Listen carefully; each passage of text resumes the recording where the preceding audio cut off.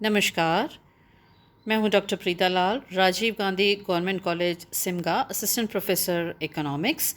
और आज जो ऑनलाइन लेक्चर मैं प्रेजेंट करने जा रही हूं, that is hypothesis, meaning, characteristics, basic concepts regarding hypothesis testing and procedure for hypothesis testing. ये द्वितीय सेमेस्टर की रिसर्च मेथडोलॉजी और कंप्यूटर एप्लीकेशन का सेकेंड पेपर है और यूनिट थर्ड का ये टॉपिक है, जो मुख्य रूप से परिकल्पना निर्माण, उसके मुख्य बिंदु, उसके मुख्य गुण और परिकल्पना के परीक्षण से संबंधित है। सबसे पहले हाइपोथेसिस क्या है? हाइपोथेसिस का अर्थ होता है पूर्व चिंतन, किसी समस्या के कार्य कारण संबंध के बारे में पूर्व चिंतन। अनुसंधान, परिकल्पना निर्माण और परीक्षण के बीच की प्रक्रिया होती है। परिकल्पना के बिना ना तो कोई प्रयोग संभव होता है और ना ही कोई अनुसंधान। प्रश्न ये उठता है कि क्या आर्किमिडीज का सिद्धांत या फिर गुरुत्वाकर्षण का सिद्धांत किसी परिकल्पना पर आधारित है? जवाब है नहीं। यह आविष्कार वैज्ञानिकों ने अपनी सूझबूझ और संयोगवश दिए थे, परंतु उसके पश्चात जब मूल सिद्धांतों को विकसित किया गया तो परिकल्पना का निर्माण अवश्य हुआ था। भौतिक विज्ञानों में परिकल्पनाएं शायद कम प्रयोग में लाई जाती हैं, परंतु व्यवहारिक दृष्टि से इनका महत्व ज़रूर है। और सामाजिक विज्ञानों में चूंकि व्यवहार के अनेक कारण होते हैं, इसलिए परिकल्पना का निर्माण समस्या की प्रकृति पर निर्भर करता है। परिकल्पना से संबंधित 3 धारणाएं, 4 धारणाएं, 5 धारणाएं हैं: पोस्टुलेट्स, एजम्पशंस, कंसेप्ट्स, कंस्ट्रक्शन और हाइपोथेसिस। पोस्टुलेट्स विवाद रहित प्रमाणित करने की आवश्यकता नहीं होती है, ऐसे कथन होते हैं जैसे धार्मिक व्यक्तियों के लिए ईश्वर होता है। अवधारणाएं या एजम्पशंस वह होती हैं जो मान ली गई परिस्थितियां होती हैं, और हमारे निष्कर्ष उतने सही होते हैं जितनी सही हम धारणाएं या एजम्पशंस को लेते हैं। कंसेप्ट्स जो होते हैं ये बेसिकली किसी भी विषय से संबंधित या प्रत्यय बोलते हैं, जिन्हें हम सामान्यीकृत धारणाएं हैं जो उसके विशेष गुण, किसी वस्तु के, किसी घटना के विशेष गुण पर आधारित होते हैं।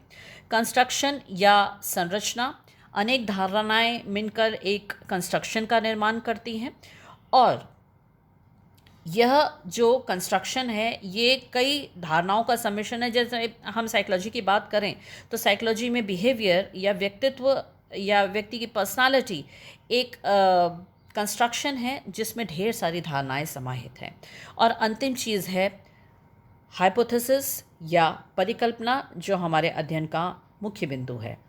हाइपोथेसिस जो है मुख्य रूप से एक ऐसा कथन होता है जो हमारे आगे की जो कार्य की योजना है, नए खोज का, नए सत्य का जो निर्माण है, उसके लिए एक मार्गदर्शन का कार्य करता है। बार और स्केट्स के अनुसार लुनबर्ग ने इसे एक सामान्यीकरण माना है जिसको कि परीक्षण किया जाना आवश्यक होता है, और ये प्रारंभिक स्तर पर कोई भी एक गेस वर्क हो सकता है, कोई भी एक सोच हो सकती है, कोई एक काल्पनिक विचार हो सकता है, लेकिन इसका परीक्षण किया जाना आवश्यक है।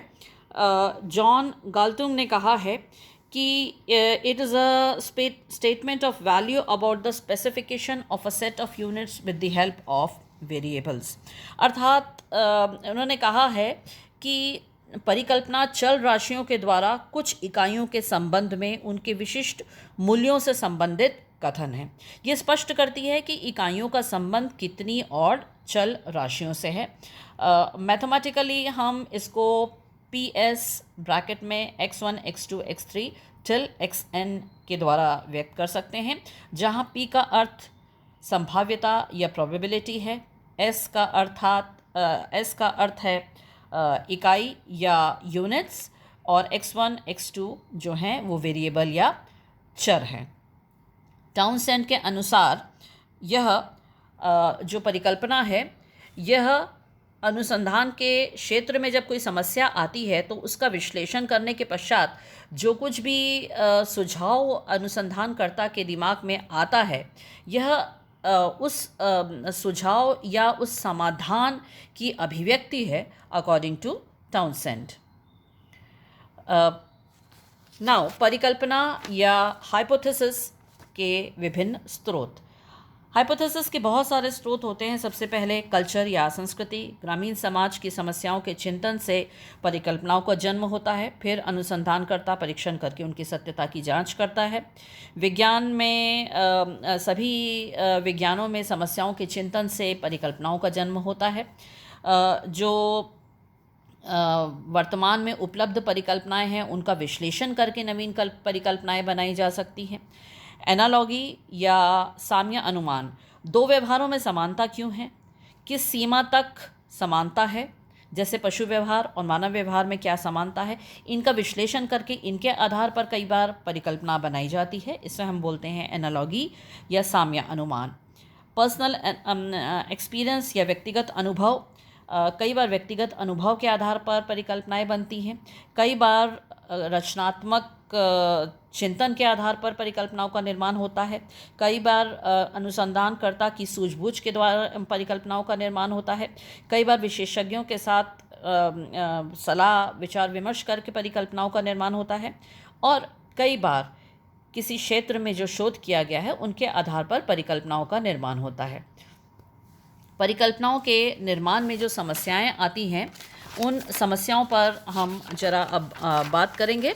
परिकल्पनाओं के निर्माण में कई बार ये स्थिति आती है कि अनुसंधानकर्ता को परिकल्पना के सैद्धांतिक क्षेत्र का ज्ञान नहीं होता है। कई बार उसको ज्ञान में शुद्धता या स्पष्टता नहीं होती है जो क्षेत्र है उसके बारे में। कई बार उसको पूर्व अनुमान जो है उसका अभाव होता है।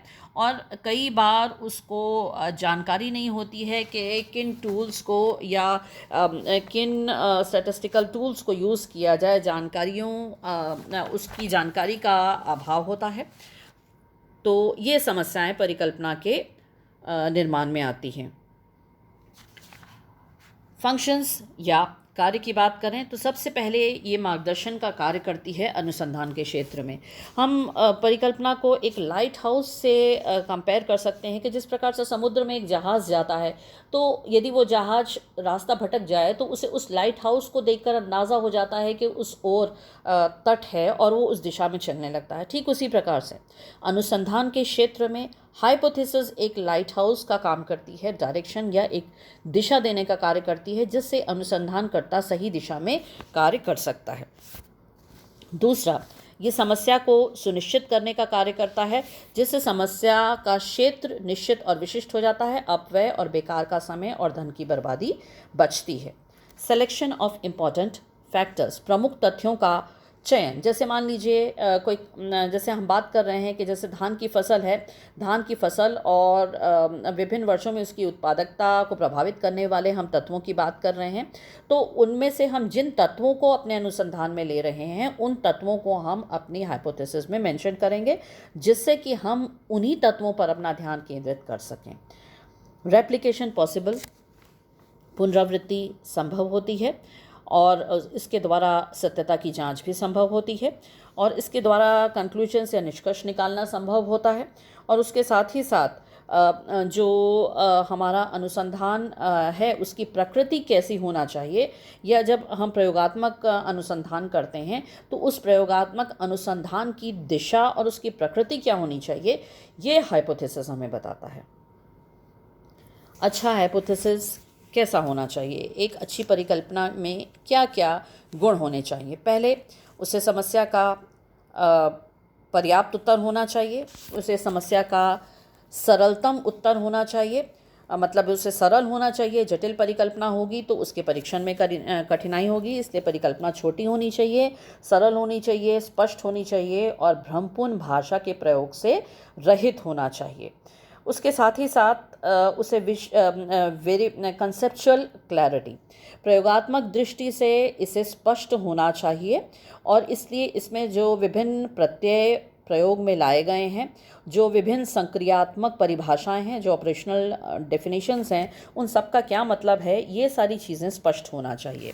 परिकल्पना को वेरीफाइबल या प्रमाणित करने योग्य भी होना चाहिए। जैसे हम एक परिकल्पना ये ले लें कि सभी मनुष्य मरणशील हैं, तो इसको वेरीफाई नहीं कर सकते क्योंकि जब तक सारे लोग नहीं मर जाएंगे तब तक कि इसको वेरीफाई करना संभव नहीं होगा। तो उसे वेरीफाइबल या प्रमाणित करने योग्य होना चाहिए, विशिष्ट होना चाहिए। जैसे पुरुष और महिलाओं को हम समान रूप से सक्षम मानते हैं, तो ये समानता हमको निश्चित करनी होगी कि ये हम समानता किस दृष्टिकोण से ले रहे हैं, आर्थिक दृष्टिकोण से, सामाजिक दृष्टिकोण से या राजनीतिक दृष्टिकोण से।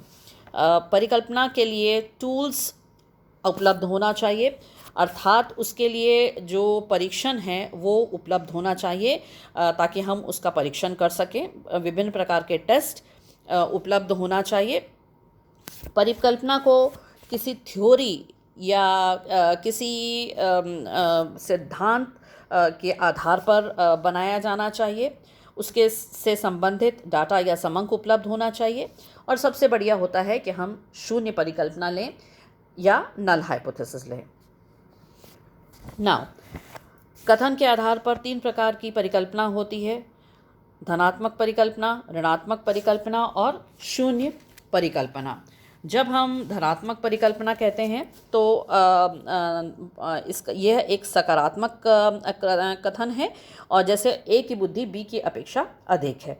जब हम बोलते हैं नेगेटिव स्टेटमेंट या नकारात्मक कथन, तो इसमें हम ये कहते हैं कि ए की तुलना में ए की तुलना में बी की बुद्धि अधिक नहीं है, मतलब हम नेगेटिव व्यू पॉइंट से इसको कहते हैं। और जो नल हाइपोथेसिस है वो नॉन डायरेक्शनल है, ये आसान होती है और इसमें कोई बाध्यता नहीं होती है कि स्वीकार करना है या इसे अस्वीकार करना है।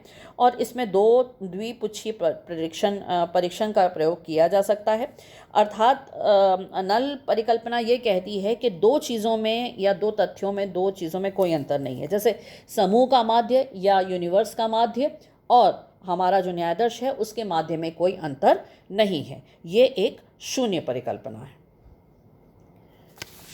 परिकल्पना से संबंधित जो मुख्य धारणाएं हैं, विभिन्न जो कंसेप्ट्स हैं, उन कंसेप्ट्स को अब हम देखेंगे। सबसे पहला कंसेप्ट नल हाइपोथेसिस या अल्टरनेटिव हाइपोथेसिस, शून्य परिकल्पना और वैकल्पिक परिकल्पना। नल हाइपोथेसिस शून्य परिकल्पना को HO से व्यक्त किया जाता है और वैकल्पिक परिकल्पना को HA से व्यक्त किया जाता है। नल जो हाइपोथेसिस होती है, नल हाइपोथेसिस 2 स्थितियों में कोई अंतर नहीं है तो उसे शून्य परिकल्पना कहते हैं। और यदि जो है समग्र का माध्य, जिसको हम कहते हैं म्यू, वह परिकल्पित माध्य म्यू HO के बराबर है और ये दोनों 100 के बराबर हैं, तो हम इसे शून्य परिकल्पना मानते हैं। लेकिन यदि ये सही नहीं है, हमारे आंकड़े के द्वारा परीक्षण करने पर ऐसा नहीं पाया जाता है, तो 3 संभावनाएं हैं, 3 वैकल्पिक परिकल्पनाएं हो सकती हैं। पहली वैकल्पिक परिकल्पना है mu is not equal to H0, अर्थात समग्र का माध्य 100 के बराबर नहीं है। दूसरा, mu is more then mu H0, अर्थात समग्र का माध्य 100 से अधिक है। और तीसरा, mu is less then H0, अर्थात समग्र का माध्य 100 से कम है।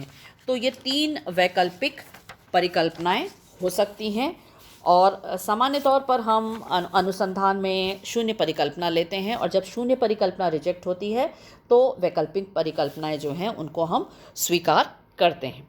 दूसरा है लेवल ऑफ सिग्निफिकेंस या सार्थकता का स्तर। इसे हमेशा एक प्रतिशत के रूप में व्यक्त किया जाता है, सामान्य रूप में 5% के रूप में व्यक्त किया जाता है। 5% का मतलब ये होता है कि शोधकर्ता 5% रिस्क ले रहा है कि जो नल हाइपोथेसिस है या शून्य परिकल्पना है उसको अस्वीकार किया जाए, जबकि वह सत्य है। ये संभाव्यता का उच्चतम स्तर है कि HO को रिजेक्ट किया जाए जबकि वह सत्य है। परिकल्पना परीक्षण से पहले इसको तय कर लिया जाता है कि लेवल ऑफ सिग्निफिकेंस क्या होगा, 5% होगा या 1% होगा। अगला जो कंसेप्ट है वो है डिसीशन रूल, कि हम HO या शून्य परिकल्पना को स्वीकार करें या अस्वीकार करने के लिए।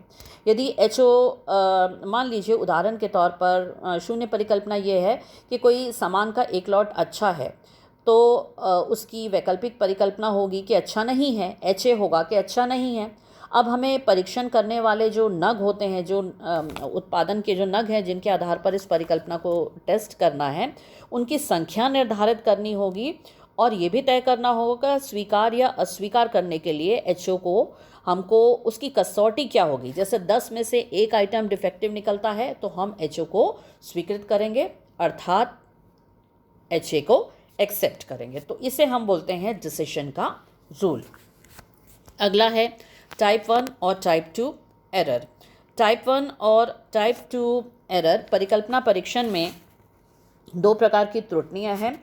प्रथम, जब हम एचओ को अस्वीकृत कर दें जबकि वह सत्य है, इसे हम टाइप 1 एरर या अल्फ़ा कहते हैं। और द्वितीय, हम एचओ को स्वीकार कर लें जबकि वह सत्य नहीं है, इसे हम टाइप 2 एरर कहते हैं या बीटा कहते हैं। टाइप 1 एरर को निम्न स्तर के लेवल ऑफ सिग्निफिकेंस स्तर निर्धारित करने पर नियंत्रित किया जा सकता है, पर निश्चित न्यायाधीश के आकार होने पर जब हम टाइप 1 एरर को कम करने का प्रयास करते हैं तो टाइप 2 एरर की संभावना बढ़ जाती है। इसलिए हम कह सकते हैं कि दोनों में एक प्रकार का ट्रेड ऑफ है या दोनों में संतुलन करना बहुत आवश्यक है। अगली जो धारणा है वो है two tailed and one tailed test, द्विपुच्छीय और एक पुच्छीय परीक्षण। सबसे पहले हम देखेंगे द्विपुच्छीय परीक्षण। द्विपुच्छीय परीक्षण एचओ को अस्वीकृत किया जाए यदि मान लीजिए यदि न्यायाधीश का माध्य समग्र के माध्य से ज़्यादा है या कम है। मतलब यदि हम शून्य परिकल्पना लें कि mu is equal to mu H O and alternative hypothesis है that mu is not equal to H O, तो यदि समग्र का माध्य अधिक या कम आता है, यदि न्यायाधीश का माध्य अधिक या कम आता है समग्र के माध्य से, तो वैकल्पिक परिकल्पना को स्वीकार कर लिया जाता है। ये चित्र के द्वारा हम साबित कर सकते हैं, स्पष्ट कर सकते हैं। यदि न्यायाधीश का माध्य समग्र के माध्य से कम या अधिक आता है तो एचए को स्वीकार कर लिया जाता है। मतलब द्विपुच्छीय परीक्षण में दो अस्वीकृति के क्षेत्र होते हैं, आपको चित्र में दिख रहा है। बीच का जो हिस्सा है 0.475 और 0.475 दोनों साइड का जो क्षेत्र है ये स्वीकृति का क्षेत्र है और दोनों साइड अस्वीकृति का क्षेत्र है, बाकी बचा हुआ क्षेत्र। और यदि न्यायाधीश का माध्य बीच वाले क्षेत्र में आता है, स्वीकृति क्षेत्र में आता है, तो एचओ को स्वीकार किया जाता है। लेकिन यदि उससे कम या ज़्यादा आता है तो एचओ को रिजेक्ट कर दिया जाता है और एचए को स्वीकृत कर लिया जाता है। जब एचओ या शून्य परिकल्पना एक विशिष्ट मूल्य है तब यह परीक्षण उपयुक्त है और तब इसका प्रयोग करना चाहिए। वन टेल टेस्ट या एक पुच्छीय परीक्षण, हमें जब ये परीक्षण करना है कि किसी समग्र का माध्य किसी काल्पित माध्य से या तो अधिक है या फिर कम है, तब हम इस टेस्ट को यूज़ करते हैं। शून्य परिकल्पना है mu is equal to mu H O और वैकल्पिक परिकल्पना है कि mu is less than H O, तब ये लेफ्ट टेल टेस्ट या बाईं तरफ की पुच्छी वाला टेस्ट हम प्रयोग में लाएंगे। आपको चित्र में दिख रहा है कि यदि जो न्यायाधीश का माध्य होता है वो स्वीकृति क्षेत्र में होता है तब हम एचओ को स्वीकृत करते हैं, लेकिन यदि वह बाएं तरफ होता है, मतलब यदि कम होता है, तब हम ऐसी स्थिति में वैकल्पिक परिकल्पना को एक्सेप्ट करते हैं। बाएं तरफ का क्षेत्र जो 0.05 क्षेत्र है और बीच राइट साइड का क्षेत्र जो 0.45 और 0.50 क्षेत्र है, मिलाकर 95% क्षेत्र है। यदि इसके बीच में माध्य आता है तो हम जो हमारी शून्य परिकल्पना है उसको स्वीकार करते हैं। नाउ यदि एच ओ हमारी नल हाइपोथेसिस है mu is equal to mu H O और हमारी वैकल्पिक परिकल्पना है mu is more than H O, तब हम राइट टेल टेस्ट या दाएं तरफ का पुच्छीय परीक्षण प्रयोग में लाते हैं। इसमें जो स्वीकृति का क्षेत्र है उस स्वीकृति के क्षेत्र में यदि न्यायाधीश का माध्य आता है तो हम नल हाइपोथेसिस को स्वीकृत करते हैं 95% का ये जो क्षेत्र है। और यदि ये अस्वीकृति क्षेत्र में माध्य आता है तो ऐसी स्थिति में हम वैकल्पिक परिकल्पना या HA को एक्सेप्ट करते हैं। नाउ जहाँ तक कि हाइपोथेसिस निर्माण की बात है, हमने काफ़ी धारणाएं समझ ली। अब प्रश्न आता है कि हाइपोथेसिस के परीक्षण के लिए हम क्या प्रक्रिया अपनाएं। तो सबसे पहले हमें हाइपोथेसिस के लिए जो पहली प्रक्रिया है वो है डिड्यूसिंग कॉन्सिक्वेंसेस, या परीक्षण इसके जो निष्कर्ष हैं वो निष्कर्ष निकालना, क्योंकि परीक्षण परिकल्पना का नहीं होता है बल्कि परिणामों का होता है। तो जो हमारे पास डाटा होते हैं उनके आधार पर हमको कंक्लूजन या निष्कर्ष निकालना होता है। और सिलेक्शन और डेवलपमेंट ऑफ अ टेस्ट, दूसरा हमें ये देखना होता है कि हम क्या निरीक्षण की विधि अपनाएं, किसका चयन करें, कौन सा प्रयोग करें, या क्या क्या डेवलप करें टेस्ट जिससे हम आंकड़ों का विश्लेषण कर सकें, परिकल्पना का परीक्षण कर सकें। तीसरा सैंपल साइज डिटर्मिनेशन, न्यायादर्श का आकार निर्धारित करना ताकि टाइप 1 और टाइप 2 एरर से बचाव हुआ जा सके। ये भी हमें देखना पड़ता है कि हमारा एक्सपेरिमेंटल या ऑब्जर्वेशन, कि हम एक्सपेरिमेंट या प्रयोग का यूज़ करेंगे अपने परिकल्पना के परीक्षण के लिए, या फिर हम अवलोकन का इस्तेमाल करेंगे। हमें नल हाइपोथेसिस लेनी पड़ती है। उसके बाद हमें परिकल्पना का जो परीक्षण के लिए जो टेस्ट है उसका सिलेक्शन करना पड़ता है, उसका चयन करना पड़ता है कि कौन सा टेस्ट हम लगाएंगे। उसके बाद लेवल ऑफ सिग्निफिकेंस तय करना पड़ता है, सार्थकता का स्तर, कि हम 1% या 5% या इससे कम क्या स्तर तय करेंगे। लेवल ऑफ सिग्निफिकेंस तय करते समय हमें सैंपल या न्यायादर्श का आकार देखना पड़ता है, और विभिन्न न्यायादर्श के जो माध्य हैं उनके बीच का अंतर देखना पड़ता है। ये देखना पड़ता है कि जो हमारी परिकल्पना है वो डायरेक्शनल है या नॉन डायरेक्शनल है, और ये भी देखना पड़ता है कि सैंपल्स या न्यायादर्श के अंदर विचरण कितना है। इन सारी चीज़ों के आधार पर हम लेवल ऑफ सिग्निफिकेंस या सार्थकता का स्तर तय करते हैं। ये भी देखना पड़ता है कि हमारा डिस्ट्रीब्यूशन या आवृत्ति वितरण हम सामान्य वाला ले रहे हैं या फिर टी डिस्ट्रीब्यूशन ले रहे हैं। उसके बाद ये भी देखना पड़ता है कि क्रिटिकल या रिजेक्शन रीजन, क्रांतिक या अस्वीकृति क्षेत्र, एक पुच्छीय या दो पुच्छीय परीक्षण में जो क्रांतिक क्षेत्र होता है, जो रिजेक्शन का क्षेत्र होता है, वो कितना होगा ये हमें देखना होता है। और फिर उसके आधार पर हमें ये निष्कर्ष निकालना होता है कि हमारी परिकल्पना सही है या नहीं। यदि हमारी परिकल्पना सही होती है तो HO जो हमने लिया है, जो परिकल्पना ली है, उसे सिद्ध किया जाता है, और यदि ये गलत निकलती है तो वैकल्पिक परिकल्पना को स्वीकार किया जाता है। मुझे विश्वास है कि मेरी ये छोटी सी प्रस्तुति आप लोगों को समझ में आई होगी। Thank you very much.